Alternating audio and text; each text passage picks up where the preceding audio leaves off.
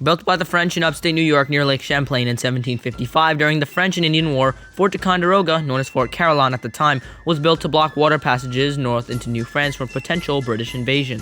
It was a 5-pointed star-shaped fort. The British captured the fort in 1759 and renamed it to Fort Ticonderoga. They held the occupation of the fort until the start of the Revolutionary War. The first Battle of Ticonderoga occurred on May 10, 1775, when Ethan Allen and the band of Green Mountain Boys, accompanied by Benedict Arnold, silently rode across Lake Champlain from present-day Vermont and stormed the fort in a swift late-night sneak attack to siege the fort without any shots fired. It ended with an American victory. The capture of Fort Ticonderoga was the first offensive victory for the American forces. They realized it was a great source of waterway transportation, but it also held much ammunition and many cannons that the Americans would need to get rid of the British for good.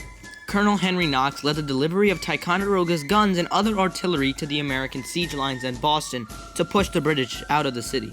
Unfortunately, the Americans did not hold Fort Ticonderoga for long. In October of 1776, the British had sought to gain access to Ticonderoga again by Lake Champlain. The British drove hastily built American ships from the lake into battle. Benedict Arnold managed to drag the battle out until the beginning of winter. It was the following summer before the British General John Burgoyne arrived to take Fort Ticonderoga back from the Americans. The Americans returned in September, but when Burgoyne surrendered at Saratoga on October 20th, the British simply abandoned it in early November. The British made the decision to withdraw to Canada and destroyed much of the artillery and fortifications. American forces never reoccupied Ticonderoga.